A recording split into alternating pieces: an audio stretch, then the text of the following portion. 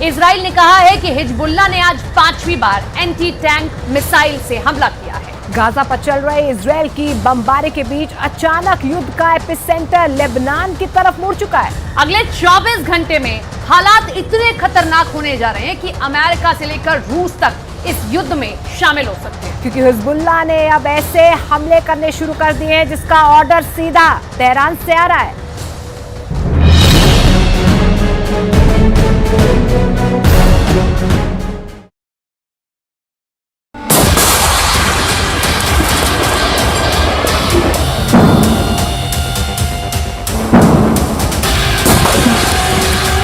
صاحب القمر يا حي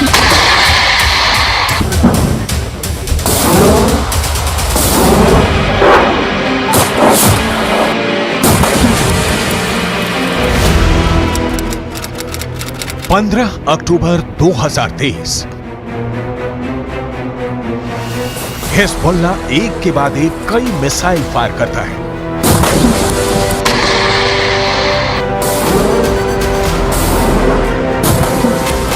पहला हमला टावर उड़ गया। दूसरा हमला रेडार तबाह हो गया। اللهم صل على محمد وآل محمد। तीसरा हमला एक और अड्डा तहस नहस हो गया।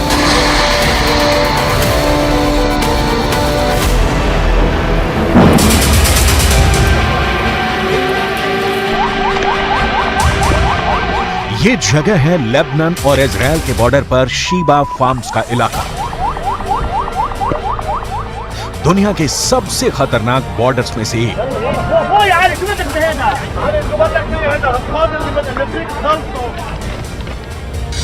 और यहां बने हैं इजराइल के 5 बहुत ही खतरनाक अड्डे। अड्डा नंबर 1, अड्डा नंबर 2, अड्डा नंबर 3, अड्डा नंबर 4, अड्डा नंबर 5। ये जगह गोलान की पहाड़ियों के उत्तर में है और यहाँ पहाड़ों की ऊंचाई 1500 मीटर तक है। नीचे लेबनान का इलाका और यहीं से अटैक लॉन्च किया गया। इस ग्राफिक से समझ सकते हैं इस इलाके की टोपोग्राफी, कौन कहां मौजूद है, कौन सा इलाका किसके पास है।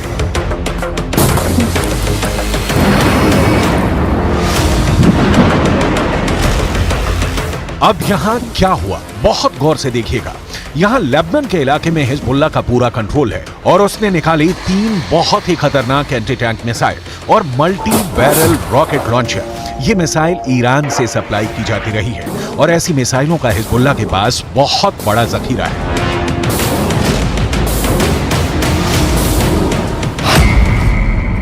हिजबुल्लाह ने 3 तरह के एंटी टैंक गाइडेड मिसाइलें इस्तेमाल की। ये है कॉर्नेट, इसकी रेंज 5 किलोमीटर तक है। ये रूस की मिसाइल है, लेकिन अब ईरान इसका देसी वर्जन देहलाविया तैयार कर चुका है और ऐसी बहुत सी मिसाइल अब हिजबुल्लाह के पास है। दूसरी है BGM-71 anti tank guided missile, range है 3.5 किलोमीटर। यह अमेरिका में बनी मिसाइल है, लेकिन अब इसकी नकल ईरान तैयार कर रहा है और इसने हिजबुल्लाह को सप्लाई की है। तीसरी है 85 कॉनकोर्स, रेंज 4 किलोमीटर। यह भी रूस ने बनाई है और अब ईरान में ये तोसान नाम से तैयार की जा रही है। तीनों मिसाइल बहुत ही घातक हैं और जिस तरह से इन्होंने इजराइल के अड्डे उड़ाए हैं उससे ये बात साबित हो जाती है। हिजबुल्लाह का दावा है कि उसने ये हमला लेबनान में इजराइल के हमले के जवाब में किया। इजराइल के हमले में एक पत्रकार की मौत हुई है, जबकि कई घायल हुए हैं। इस वीडियो में देखा जा सकता है कि कुछ पत्रकार घायल हालत में हैं और पास ही एक गाड़ी जल रही है। इजराइल पर इस हमले का आरोप लगा है।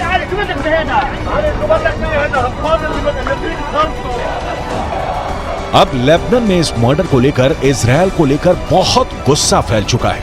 इजराइल के खिलाफ बेरूत में लगातार प्रदर्शन हो रहे हैं। इसी को देखते हुए अब हिजबुल्लाह ने क्या किया है वो बहुत गौर से देखिएगा।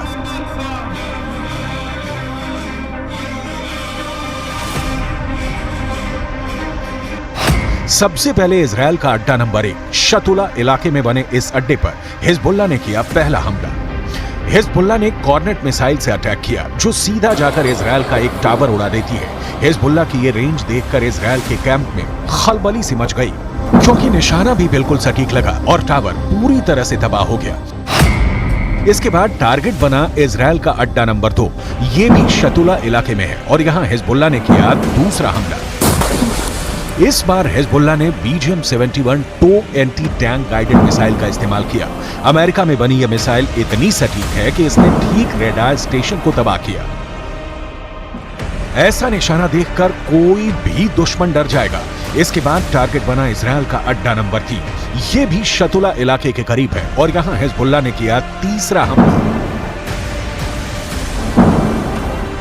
इस बार हिजबुल्लाह ने concourse anti tank guided missile fire की। रूस की ये वायर गाइडेड मिसाइल भी इजरायल के एक ठिकाने को खत्म कर देती है।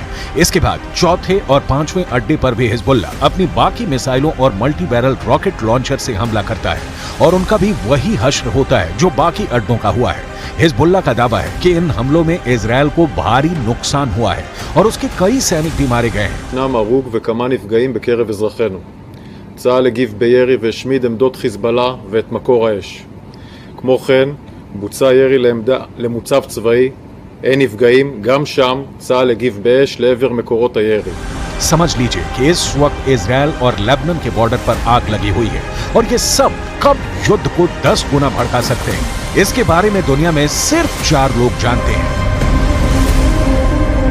पहले हैं इजरायल के प्रधानमंत्री बेंयामिन नेतन्याहू, दूसरे हैं ईरान के राष्ट्रपति इब्राहिम रईसी, तीसरे हैं अमेरिका के राष्ट्रपति जो बाइडेन और चौथे हैं यूरोप से लेकर अमेरिका तक सबको हिला देने वाले रूस के राष्ट्रपति व्लादिमीर पुतिन। लेकिन इस वक्त सबसे ज्यादा एक्टिव ईरान है। ईरान के विदेश मंत्री हुसैन अमीर अब्दुल्लाहिया ने कहा है कि अगर इजरायल ने गाजा पर बमबारी नहीं रोकी तो हिजबुल्लाह ने ऐसी तैयारी की हुई है कि इजरायल में जलजला आ जाएगा। در اسرائیل علیه شهروندان و غیر نظامیان در غزه فوراً متوقف شود.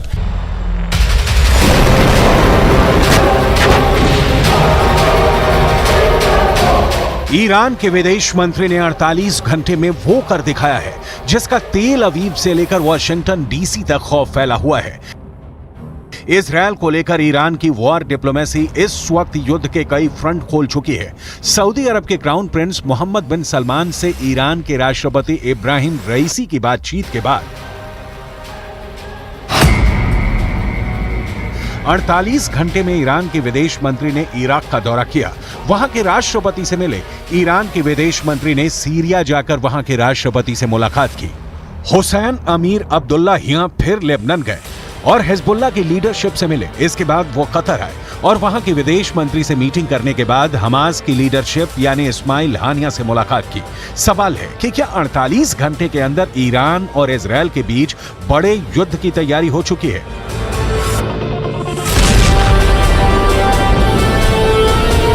इजरायल ने भी लेबनान बॉर्डर पर हमले का वीडियो जारी करके बताया है कि वो हिजबुल्लाह को छोड़ेगा नहीं।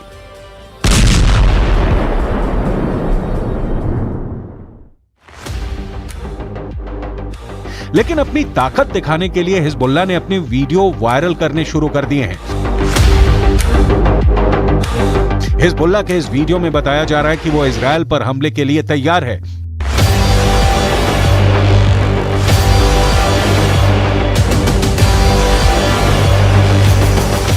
इस वीडियो में हिजबुल्लाह का मैसेज साफ है कि उसका अटैक ऐसा होगा जो इजरायल रोक नहीं पाएगा।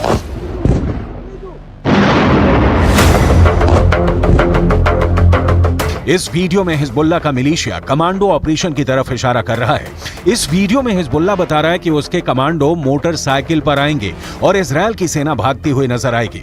हिजबुल्लाह ने बहुत साफ शब्दों में कह दिया है कि वो इजरायल पर हमला कर देगा।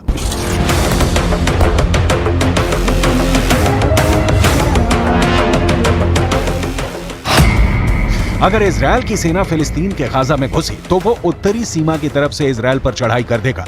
इजरायल और लेबनान के बीच करीब 130 किलोमीटर लंबा बॉर्डर है और यहाँ संयुक्त राष्ट्र की शांति सेना तैनात रही है। इसमें भारत की फौज भी शामिल है। इस वक्त इजरायल को गाजा से ज्यादा इस बॉर्डर की टेंशन है, क्योंकि अगर इजरायल गाजा में घुसा तो हिजबुल्लाह उत्तर की तरफ से इजरायल पर हमला बोल देगा।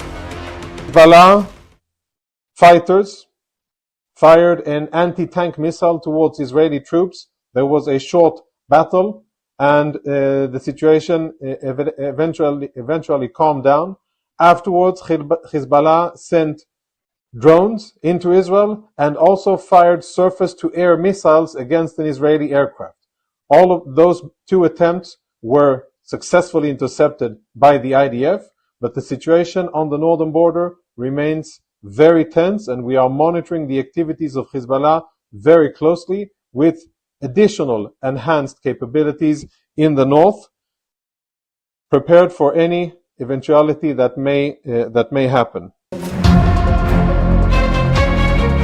दक्षिण लेबनान और उत्तरी इजराइल के बीच जो बॉर्डर है वहां तनाव बहुत ज्यादा है। यहां अफरा तफरी के बीच खामोशी है जो तूफान से पहले देखी जाती है। इसलिए यहां के लोगों को भी पता है कि बहुत जल्दी युद्ध का एपिसेंटर गाजा से निकलकर लेबनान तक पहुंच सकता है। यहां तैनात संयुक्त राष्ट्र की सेनाएं भी अलर्ट मोड पर हैं। लगातार पेट्रोलिंग हो रही है। इजराइल की सेना ने अपना गोला बारूद तैयार रखा हुआ है। तोपों से जो गोले फायर किए जाएंगे वो पहले से ही रेडी मोड पर रखे गए हैं। इजराइल की रिजर्व फोर्स भी आसपास के इलाकों में तैनात की जा रही है। ये हमवी गाड़ियां हैं जो लगातार यहां तक फौज पहुंचाने में लगी हुई हैं। 2006 के बाद इस बॉर्डर पर इससे ज्यादा तनाव नहीं देखा गया और अब हिजबुल्लाह की वार्निंग के बाद सबकी नजर ईरान पर भी है और उसके एक दोस्त सीरिया पर भी है।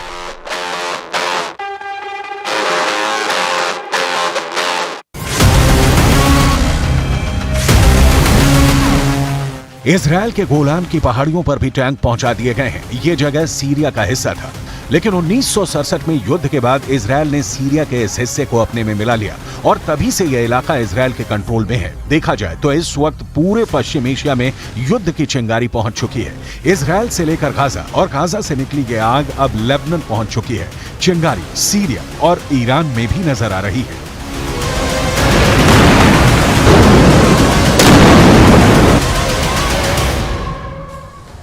इस वक्त